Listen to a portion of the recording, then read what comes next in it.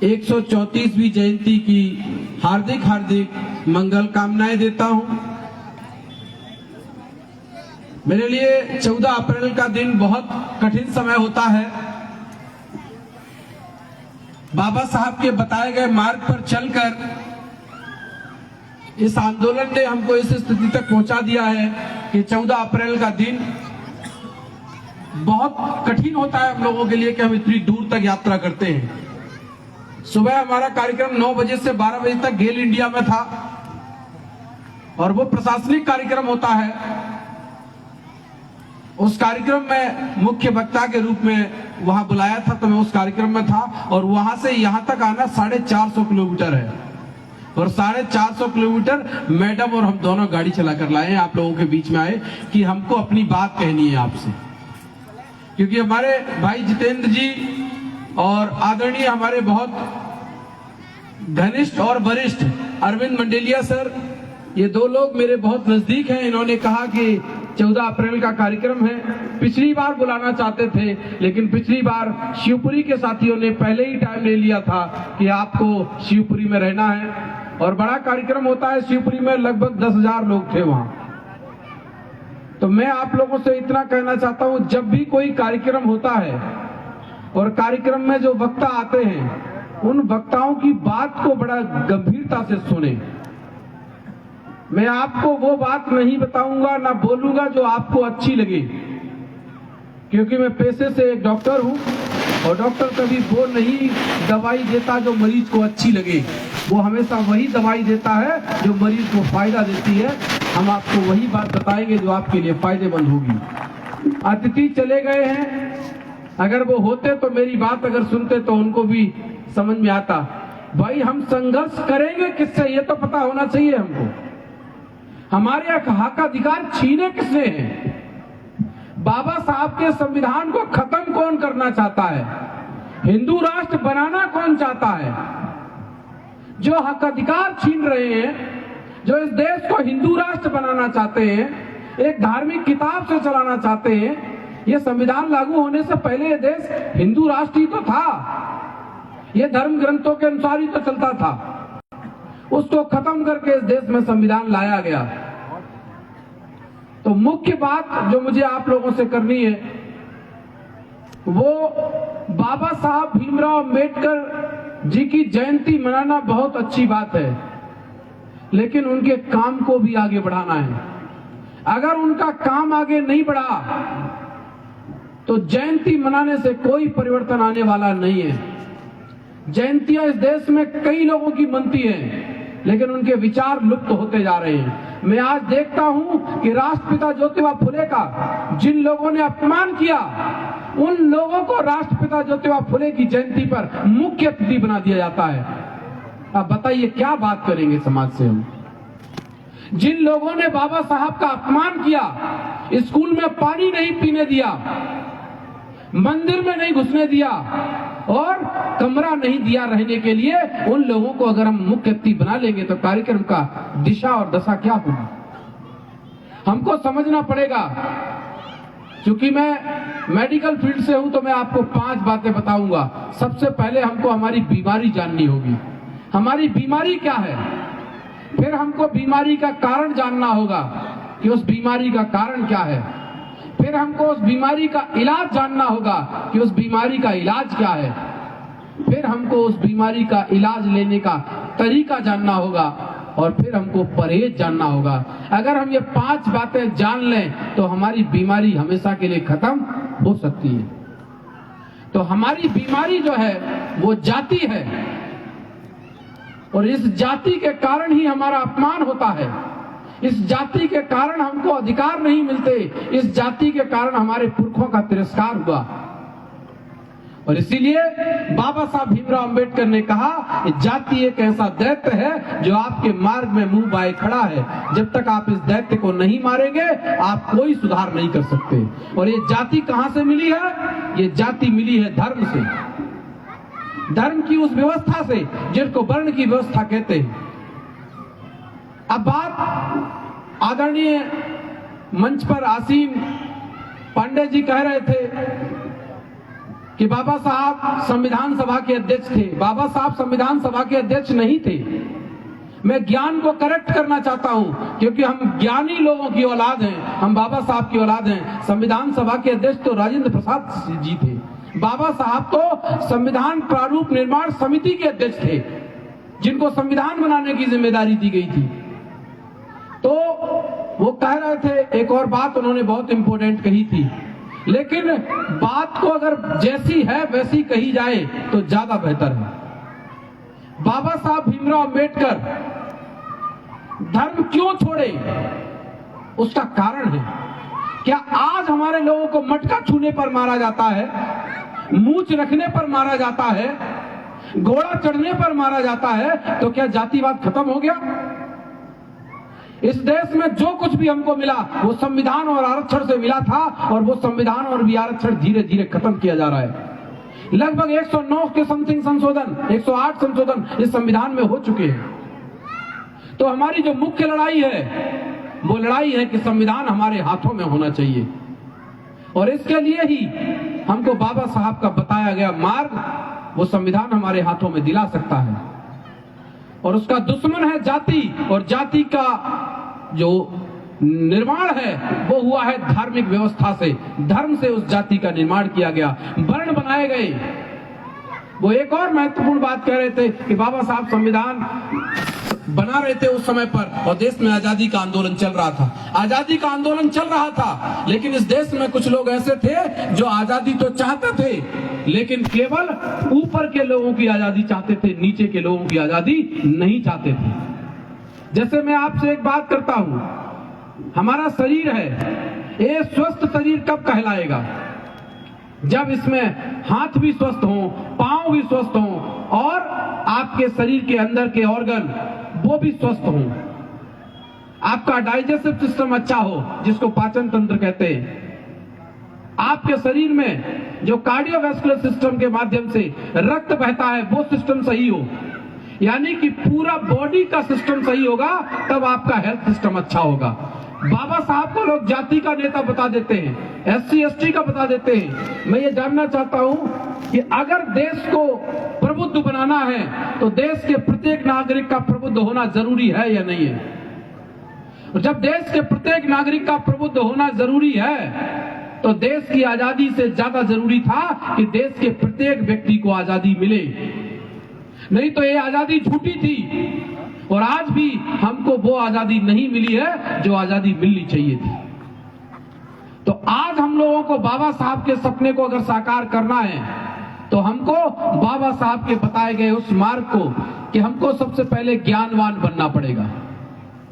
और ज्ञान केवल किताबों का नहीं, हमको दोस्त और दुश्मन की पहचान भी होनी चाहिए कि हमारा दोस्त कौन है और हमारा दुश्मन कौन है, हमारे हक अधिकार छीनता कौन है और हमारे हक अधिकारों को बचाना कौन चाहता है, हमको ये पता होना चाहिए। दूसरा, हमारा आंदोलन किसके लिए होना चाहिए? स्वाभिमान के लिए होना चाहिए। ये मांगने वाला आंदोलन नहीं है, ये देने वाला आंदोलन है। तीसरा, बाबा साहब ने 3 बातें कही जो बहुत महत्वपूर्ण थी कि शिक्षित करो ज्ञान के लिए, समाज को ज्ञानवान बनाओ, और समाज को जागृत करो स्वाभिमान के लिए, और समाज को संगठित करो इस देश का हुक्मरान बनने के लिए, मालिक बनने के लिए। क्योंकि जो मालिक होते हैं उनके हक अधिकार नहीं छीने जाते, उनके साथ अन्याय अत्याचार नहीं होते। तो जो लोग थे, चाहे वो गांधी जी हो, चाहे नेहरू जी हो, चाहे उस समय के कोई भी लीडर हो, वो कह रहे थे कि देश को आजादी मिल जाने दो बाबा साहब, फिर किसको क्या मिलेगा, किसको अधिकार मिलेंगे, किसको नहीं मिलेंगे, बाद की बात है। बाबा साहब ने कहा मुझे ऐसी आजादी नहीं चाहिए, प्रत्येक व्यक्ति आजाद होना चाहिए। अब आप बोले कि ऊपर के लोग आजाद हो जाएं, नीचे के लोग गुलाम बने रहे, क्या ये आजादी ठीक थी हमारे लिए? इसीलिए बाबा साहब ने प्रत्येक व्यक्ति की आजादी की बात की। इसलिए संविधान की जो प्रस्तावना है उसमें हम देखते हैं तो व्यक्ति की गरिमा की बात हो रही है, समता, स्वतंत्रता, बंधुत्व और न्याय की बात हो रही है। तो हम लोगों को बाबा साहब के बताए गए मार्ग पर चलना है। 22 प्रतिज्ञाएं बाबा साहब की अगर पढ़ देते हैं देश में तो हाहाकार मच जाता है। बाबा साहब की आप जयंती मनाते हो, फूल चढ़ाते हो, और जो उन्होंने रास्ता दिया उसके लिए फिर हमारे लोगों को विधायक और मंत्री के पदों से इस्तीफा देना पड़ता है। ये ऐसे लोग हैं, इनको आपको समझना होगा। बाबा साहब भीमराव अंबेडकर, राष्ट्रपिता ज्योतिबा फुले और तथागत बुद्ध, इन्होंने कोई जातीय भेदभाव नहीं किया, इन्होंने सबको मौका दिया। राष्ट्रमाता सावित्रीबाई फुले को क्या आज वो सम्मान मिलता है जो मिलना चाहिए?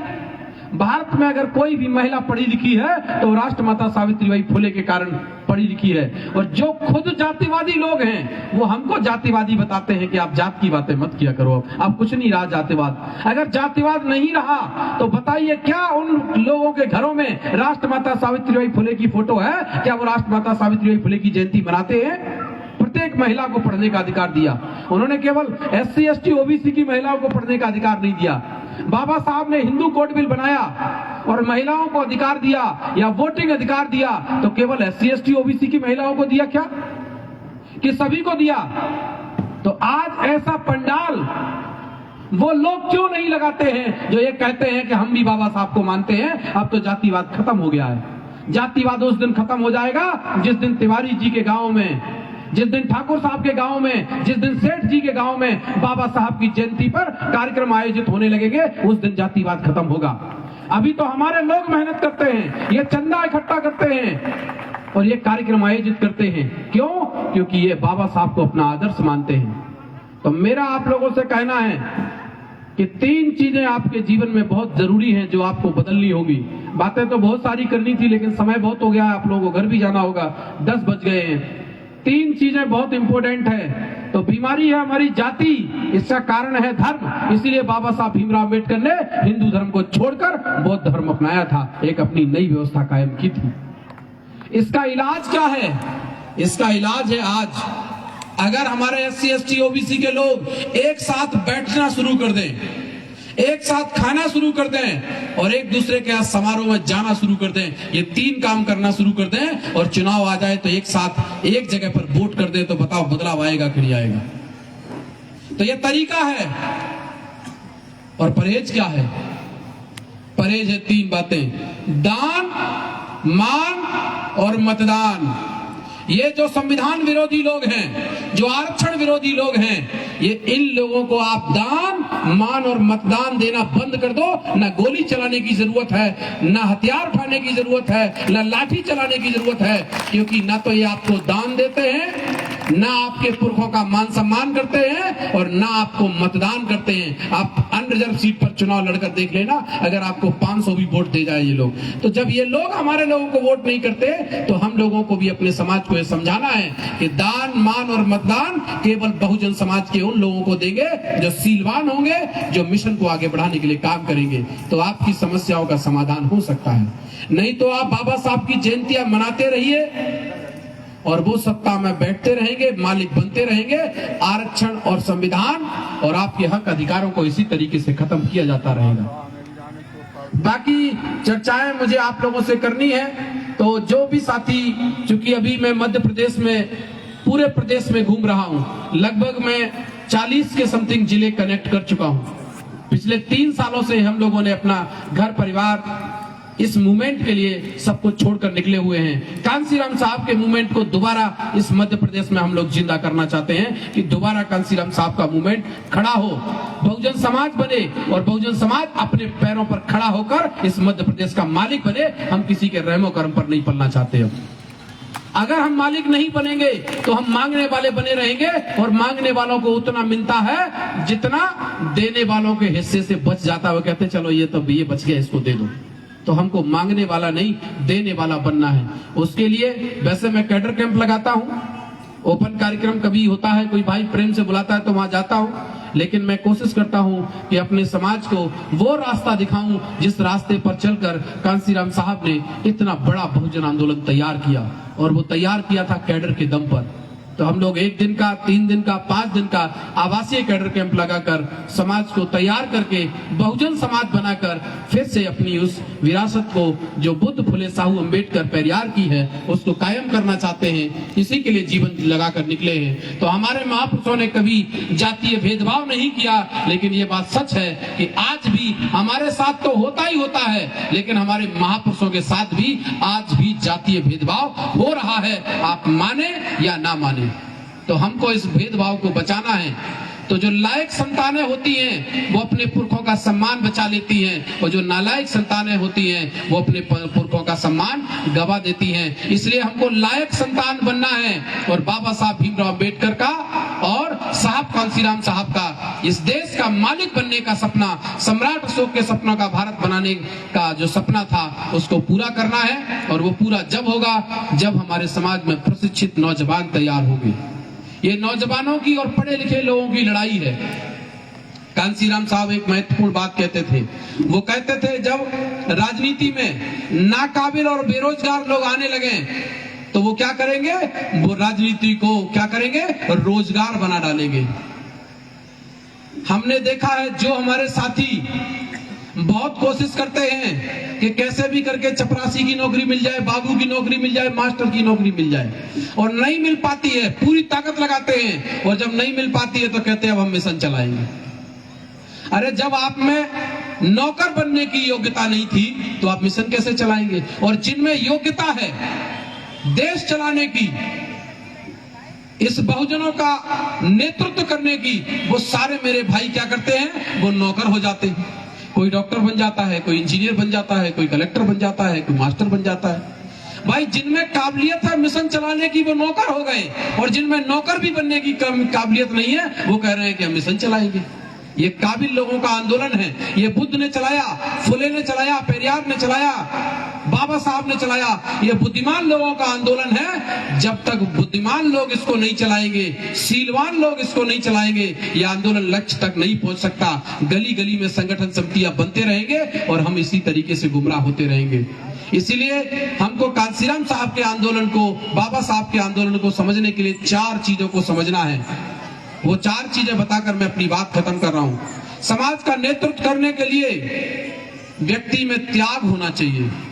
बाबा साहब का त्याग सभी लोग मंच से गिनाते हैं, पर मैं पूछता हूं आप में से कोई करेगा? बोले हम नहीं करेंगे। डॉक्टर कितना भी अच्छा है, आपकी जांच करा ले, आपको दवाई दे दे और आप दवाई नहीं खाओ तो ठीक हो जाओगे क्या? क्या बाबा साहब का त्याग गिनाकर आज परिवर्तन आ जाएगा? आप लोग बताएं, आ जाएगा क्या? आज करना पड़ेगा कि नहीं करना पड़ेगा? तो कांसीराम साहब कहते थे जिस समाज का नौजवान समाज के लिए कुर्बानी नहीं देता वो समाज गुलाम हो जाता है। तो आज हमको अपने समाज से पढ़े लिखे नौजवानों को समाज के लिए तैयार करना पड़ेगा, तब जाकर हमारा बाबा साहब का और कांसीराम साहब का सपना पूरा होगा। तो त्यागवान होना चाहिए लीडर, नैतिकवान होना चाहिए, पूर्ण समर्पित होना चाहिए, और वो जो भी योजना बनाए वो समाज हित की योजना बनाने वाला होना चाहिए। तब जाकर समाज में परिवर्तन आता है। लेकिन जो घर परिवार के बीच में रहकर एक दिन का समय नहीं देते, वो राष्ट्रीय अध्यक्ष बने बैठे, कोई प्रदेश का अध्यक्ष बना बैठा है। उनसे पूछो कितना समय और कितना बुद्धि और कितना धन देते हो समाज में, 1% भी नहीं देते हैं, और समाज के मुखिया हैं। तो आपको कांसीराम साहब के रास्ते को समझने के लिए अगर आपको मेरी बात अच्छी लगे तो एक दिन भले ही 20 लोग हों, मुझे 2000 लोगों की जरूरत नहीं है, 20 लोग भी होंगे तो एक कैडर कैंप का कार्यक्रम आयोजित करिए और बताइए कि आपको आना है। डॉक्टर साहब, मैं आऊंगा आप लोगों के बीच में और बताऊंगा कि बाबा साहब भीमराव अम्बेडकर और कांसीराम साहब के सपने को कैसे पूरा किया जा सकता है। इस पर ही मैं पिछले 5 साल से लगातार अध्ययन कर रहा हूं और अध्ययन करके इसको समझाने का प्रयास कर रहा हूं। ग्वालियर चंबल संभाग में बहुत मजबूती से हमने वहां काम किया है और वहां खड़े हुए हैं, वहां जमे हुए हैं, और उसके जमने का मैं एक प्रैक्टिकल बताता हूं और बात खत्म करूंगा। लगभग 1000 से ज्यादा हम लोग गांव गए और लोगों को दान मान मतदान के बारे में समझाया कि दान मान और मतदान केवल अपने लोगों को देना है। उसका परिणाम क्या हुआ? आजादी के बाद पहली बार हुआ कि ग्वालियर में जिला पंचायत के चुनाव में 13 मेंबर बनते हैं। 13 मेंबरों में से 12 मेंबर SC ST OBC के जीत कर आए हैं। पहली बार 12 लोग। 65 ब्लॉक में पंचायतें हैं गुरार में, 1000 से ज्यादा गांव गए हमारे लोग, उनको जाकर समझाया कि दान मान और मतदान केवल अपने लोगों को देना है। 62 लोग SC ST OBC के जीत कर आए हैं। तो जब ये गांव में हो सकता है तो बताओ लोकसभा और विधानसभा में हो सकता है कि नहीं हो सकता है? बस काम करने की जरूरत है। डॉक्टर पुष्पेंद्र बहुजन और डॉक्टर प्रीति बहुजन के अकेले से काम करने से बात नहीं बनेगी। ये छोटी बेटी आपने देखी होगी, बेटी है चित्रेखा कुशवाहा, ये कथावाचक बनना चाहती थी। ये कैडर कैंप में आई एक में, जिस दिन हमारा संकल्प का पहला दिवस था, क्योंकि 15 सितंबर 2021 को हम लोगों ने अपना घर परिवार नौकरी छोड़कर जिंदगी भर बेऔलाद रहकर इस कांसीराम साहब के आंदोलन को आगे बढ़ाने का संकल्प लिया था 15 सितंबर 2021 को। तो 22 में हमारा पहला संकल्प दिवस का कार्यक्रम था जौरा में। इनके पिताजी इनको जबरदस्ती लेकर आए, चलो बेटा तुमको अच्छे कार्यक्रम में ले जाना चाहते हैं, तुम कहाँ कथावाचक बनना चाहती हो। ये बेटी आई, इसने पूरा कार्यक्रम सुना, सुनने के बाद इसको अच्छा लगा। अच्छा लगने के बाद इसने बोला भैया और कार्यक्रम कब होता है? तो फिर ग्वालियर में कार्यक्रम हुआ, उसमें आई, और भी कार्यक्रम हुए उसमें आई, कैडर कैंप में आई। फिर 3 दिन का हमने आवासीय कैडर कैंप रखा और 3 दिन के आवासीय कैडर कैंप को इस बहन ने अटेंड किया, पिताजी के साथ आई हुई थी।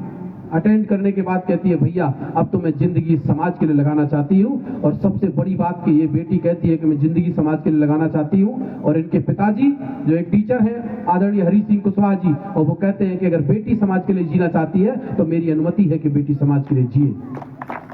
दूसरा कार्यक्रम हमारा इंदरगढ़ में हुआ। वहां पर एक अंकल जी हैं राम हजूर गौतम जी, जो कांसीराम साहब के साथ काम किए। पूरे कार्यक्रम को सुनने के बाद कहते हैं डॉक्टर साहब मैं आपको कुछ दान देना चाहता हूँ। मैं जहां भी जाता हूं लोगों से दान मांगता हूं, काहे के लिए? खाने के लिए खाना दे दो, गाड़ी का डीजल दे दो, क्योंकि मध्य प्रदेश में पूरे में दौड़ना है। नौकरी मैडम करती थी, पहले शिवपुरी मेडिकल कॉलेज में थी, अपना बॉन्ड पूरा कर रही थी।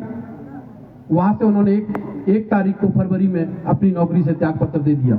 मैं 2016 में केवल 1 साल अपना बॉन्ड कंप्लीट किया हूं ग्वालियर मेडिकल कॉलेज से। मैंने भी नौकरी नहीं की, क्योंकि जब इस काम को करना है तो नौकरी में रहकर यह काम नहीं हो सकता। तो उस कार्यक्रम में उनके पिताजी आए कि डॉक्टर साहब मैं भी कुछ देना चाहता हूं। मैंने ठीक है साहब, सब लोग देते हैं, आप भी दे देना। तो वो कहते हैं नहीं, अगला कार्यक्रम बताओ आपका कब होगा। अगला कार्यक्रम मेरा हुआ 16 अप्रैल को सिमथरा में। उस कार्यक्रम में वो आते हैं और अपने बेटे को लाते हैं और पूरा कार्यक्रम सुनने के बाद कहते हैं मेरी 2 बेटियां थी डॉक्टर साहब, उनकी शादी हो गई है, वो बेटियां अपने घर चली गई। मैं कांसीराम साहब के साथ जीवन लगाना चाहता था, लेकिन मैं तो नहीं लगा पाया। मेरे पास ये इकलौता बेटा है, मैं अपना बेटा आपको दान करना चाहता हूं।